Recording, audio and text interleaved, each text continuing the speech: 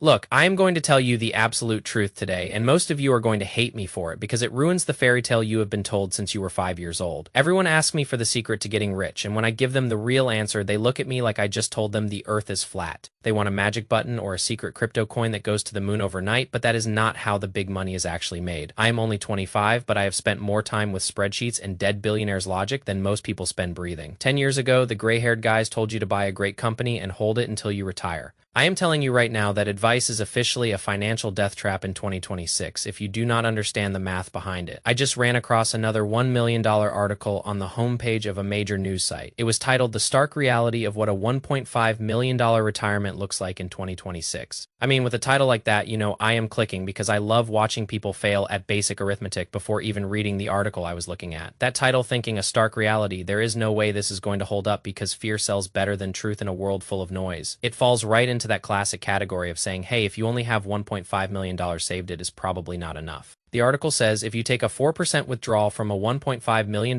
portfolio, that gives you $60,000 a year. That sounds conservative and so far so good for a simple model, but then they hit you with the scary part designed to make you stay at your desk forever. They claim that after federal taxes, you are only left with $46,800. The second I read that, I had to pause and walk through the room because my brain was screaming at the stupidity. We need to tackle the tax math first, because this is the most glaring error in the entire universe of financial journalism. Yes, if you have $1.5 million sitting in a traditional account, any withdrawals are taxed as ordinary income, and yes, $60,000 could technically push you into the 22% bracket. But here is where the article falls apart and reveals that the author probably failed third-grade math. It assumes that you pay 22% on every single dollar of that $60,000. That is not how our tax system works at all, and it never has worked that way. We have a progressive tax system, which means your first dollars are taxed at lower rates. Only the tiny top portion reaches the higher brackets, and even then you have deductions. And on top of that, we have deductions that we have to consider, which are massive in 2026. At age 65 and older, there are now 3 layers of deductions as of the 2026 tax year. First, we have the base standard deduction, which is $16,100 for single filers. Then we have the age-based add-on, which is $2,050. And then we have the new OBA senior bonus deduction, which is $6,000 per person. If we add all of these together, a single person qualifies for $24,150 in total deductions. For those who are married, it is $47,500 of tax-free space. Let us actually run the real numbers instead of the fake ones designed to make you panic.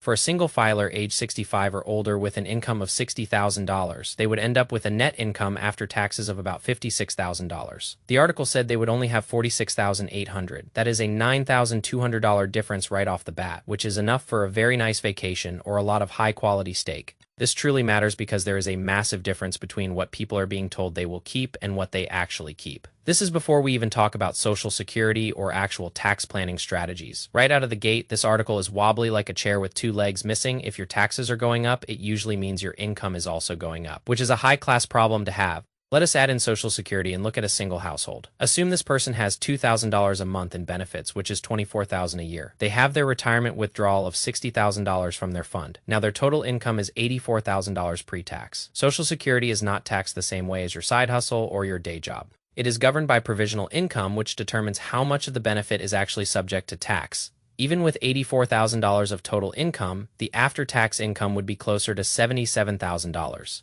Their effective tax rate is about 8.5%, which is incredibly low. The article wants you to think you are losing 25% to the government, but the math says it is less than 10%. Now let us take this one step further for the couples out there. Assume both spouses claim Social Security and get $2,000 a month each. That is $48,000 a year plus their $60,000 withdrawal. Now we have a household income of $108,000. For this married couple, the total federal tax bill would be just under $6,000. That gives them an effective tax rate of about 5.4%. Let that sink in for a minute while you think about your future. This couple has over $100,000 in income, and their tax bill is less than a cheap used car. This is the opposite of the stark reality the media is trying to shove down your throat. Most retirees do not just have one account, they have a little bit of Social Security, a little bit of a pension, maybe some part-time work, and hopefully a Roth account. Money sitting in a Roth account is like a superpower because none of those withdrawals are subject to taxes. The article also subtly shifts the narrative about withdrawal rates. They suggest you should consider part-time work to drive your withdrawal rate down to 3%. I love the idea of a phased retirement, and I love the idea of working, if it brings you meaning. Every unnecessary expense is just you firing a worker who could be earning you money while you sleep. But forcing a 3% withdrawal rate is highly questionable and not supported by the data. There is no evidence saying that it is absolutely necessary to go that low for a 30-year retirement.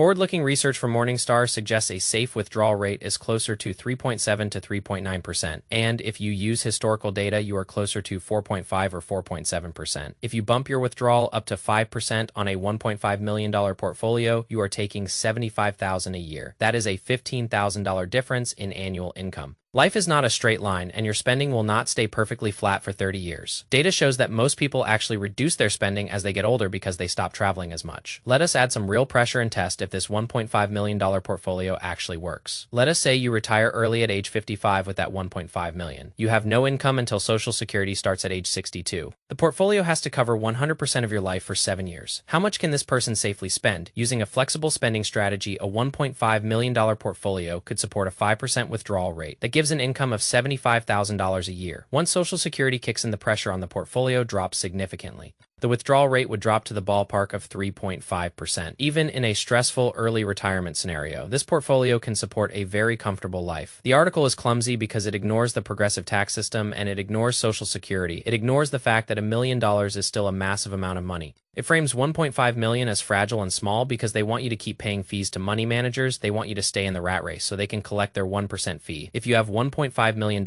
in a traditional account, you are not in trouble. You are in a position of power. You could easily have a household living on $100,000 a year in income. I struggle with these articles because they keep pushing the idea that you can never have enough. It is fear-based framing, and we do not need more of that in the world. We need more conversations that are rooted in math and actual data. If you have a big traditional account, you should look at Roth conversions. As you get older, your portfolio will likely continue to grow. Once you hit the age for required minimum withdrawals, you lose control over the tax bill. Doing smart Roth conversions now can help you smooth out the taxes over your lifetime. That is not a problem. It is an opportunity you get to solve for. Every time you think about buying something you do not need, ask yourself if it is worth the labor. Wealth is not about the car you drive or the brand on your shirt. It is about the freedom to tell people to go away if you do not want to talk to them. The old playbook says, work until you are 65 and then die. The new playbook says, learn the math as fast as you can and get out of the race. Most people are so busy trying to look rich that they forget to actually be rich. Being rich is about the math of enough. The media wants to keep the goalposts moving so you never feel safe. But if you understand the tax codes for 2026, you can see through the lies. You do not need $10 million to have a great life. You need a solid plan and the patience to let your assets do the heavy lifting. The world is changing fast, but the logic of Munger remains the same. Invert the problem. Instead of asking, how can I get more, ask, how can I avoid being stupid? Believing a poorly written news article is a great way to be stupid. Take the data and run your own numbers. Stop listening to people who make money by keeping you anxious. Your $1.5 million is a fortress if you treat it with respect. Every dollar you save today is a soldier in your army for tomorrow. Be the general of your own life. And stop taking orders from headlines. Stay boring with your investments, but stay wild with your life. The real stark reality is that most people will work forever because they never learned how to count. You are already ahead of the game just by being here and looking at the truth. The math does not lie, and it says you are going to be just fine. Keep your head down and keep your savings rate high. The noise will always be there, but the truth is quiet. Most of you spend 40 hours a week earning money, but not even 40 minutes a month managing it. That is the real reason people are stressed. If you spent just 10% of your work time studying these tax brackets, you would retire 5 years earlier. Stop being a victim of bad journalism. The article said you would have $46,800. I just showed you how that same $60,000 can be $56,000 or $59,000. That is an extra $10,000 every single year for the rest of your life. Over 30 years, that is $300,000 you just saved because you know how to read.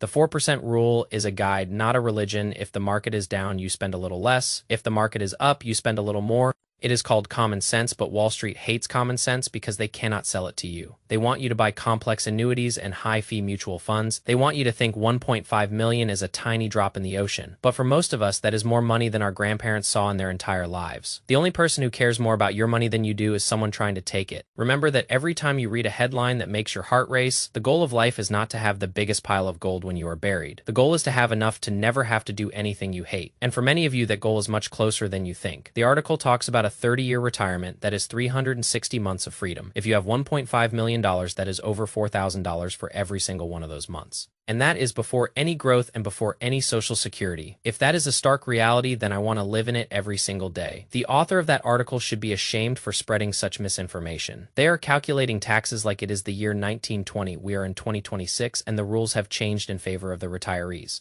Use the OBA deductions and use the age-based add-ons. These are literal gifts from the tax code if you know where to look.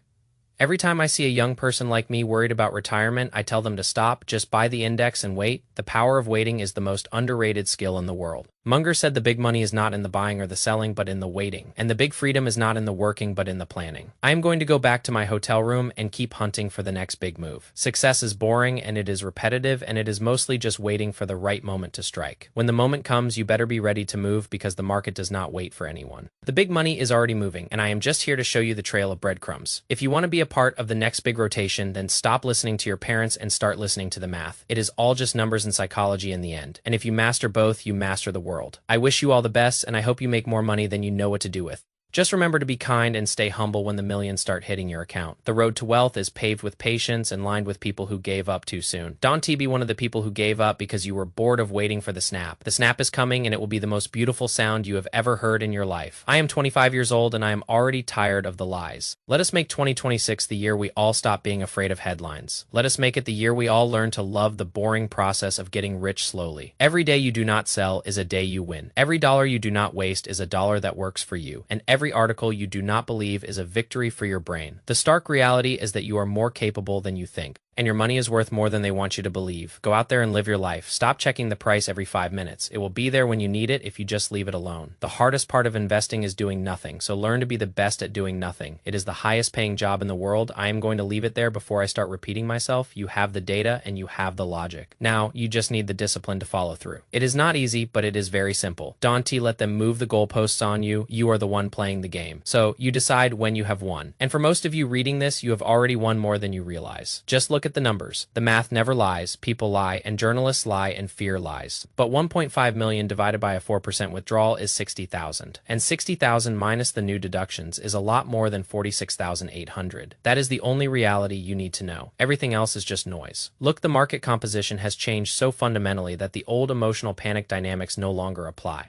Algorithmic trading accounts for roughly 60 to 75% of total trading volume. Think about that for a second. 3/4 of trading is a computer in the equity market. If you think you are a stock picker, just keep in mind you are competing against an algorithm that looks at millions of points of data. The market has a memory and says, why don't we buy back sooner and make money? Index funds now account for 57% of equity funds by assets, up from 36% in 2016. Passive investors by definition don't panic, they just rebalance on a schedule. Algorithmic trading reduces volatility partly by dampening investor sentiment and herd behavior. But during severe stress, a firm's decision to scale back can create a sudden liquidity gap. The October 2024 yen flash crash is a recent example of what happens when machines go wrong. Diversification is really powerful, and you should sell everything you have in one company once it becomes liquid. Take 30% of your portfolio and have some fun if you must, but put the rest in the index. The SP 500 is no longer an index fund. It is a bet on 10 companies that make up 40% of the fund. I think if you are going to do index funds, you want to be diversified across asset classes and regions. My stock pick for 2025 was big tech and emerging markets. Emerging markets had underperformed the United States for 15 years, and I thought you would see a reversion. There is more reason to be diversified and more reason to be in a low-cost index. You are up against PhDs in technology that your brain and your gut cannot beat. Don't decide because you see a long line outside of Chipotle that you are somehow informed on the markets. That was the method from 40 years ago, and it is dangerous. Now,